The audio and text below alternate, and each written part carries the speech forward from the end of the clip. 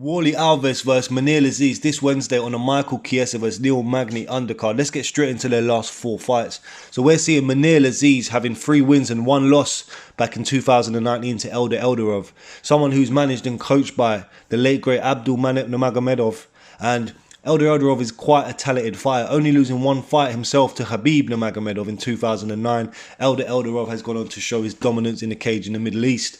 Mounir Lazzez's one and only loss is to Eldarov. Mounir Lazzez since then has gone on to defeat the likes of Sasha Palatnikov, who we recently saw defeat Louis Koska in the 3rd round. Another fighter by the name of Abaro Marathi, who's quite a solid tough fighter in himself. And his debut at UFC against Abdulrazak Al-Hassan, we saw the sniper display a lovely array of striking, hitting with Abdulrazak up to times with 6, 7, 8 straight punches in a row up against the fence, hitting with a lovely array of knees, kicks and so forth. Being a longer, taller, rangier striker, Lazzez did his thing and beat up Al-Hassan to a decision victory. Al-Hassan in that fight showed some bit of grappling in that last round, and this is where I see Lazzez potentially losing this fight to Warlley Alves. Warlley Alves is someone who has a lot of experience, you know. Outside of his last 4 fights, Warlley Alves has fought the likes of Kobe Covington and stopped him by submission. He's fought Brian Barberena, he's fought Nordin Taleb, who's been in there quite experienced fighters himself, and Kamaru Usman. So Warlley Alves has a lot more experience under his belt and fought the better quality fighters than Mounir Lazzez has. And I think that might be a factor in which Warlley Alves can walk away victorious here. But he does need to engage in a lot of grappling to open up his strikes then, because we saw in the Sergio Moraes fight, he was able to land a wonderful flying knee followed up by a right uppercut, hurting Moraes and then stopping the fight.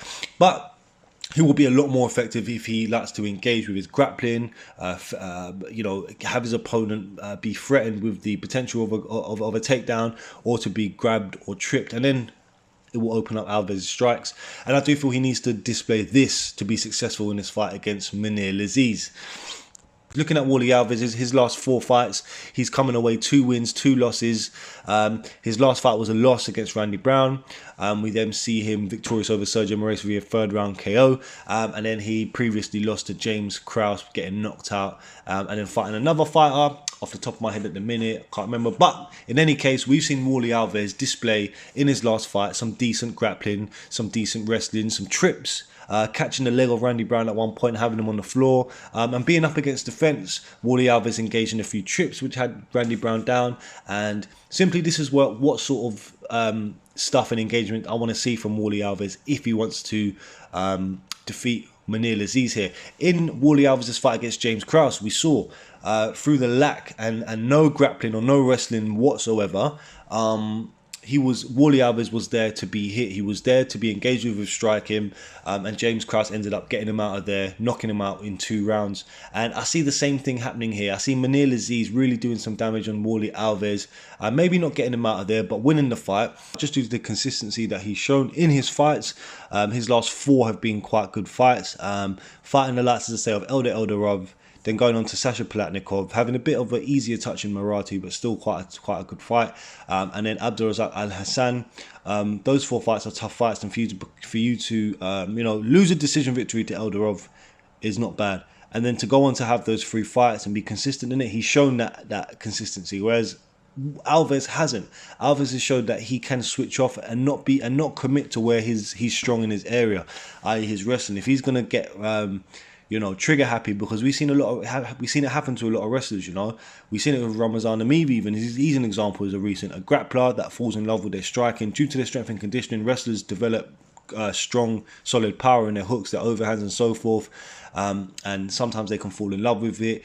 Amir showed in his last fight that he was, you know, he's growing with his striking, but he still likes to mix in his grappling. You even see it with Khabib. Khabib at points he loves to, you know, strike. He you know, they fall in love with that part of the game because they wrestle all the time, and then they realise they've got power in their shots. Sometimes it goes out of their head that they even want to grapple. So if Warlley Alves falls into that department, he's going to lose. It's not in his interest to have that. He needs to have a strong head on him. He needs to have a strong game plan, and he needs to commit to his grappling in this fight. Otherwise, he loses. That's my prediction for this fight.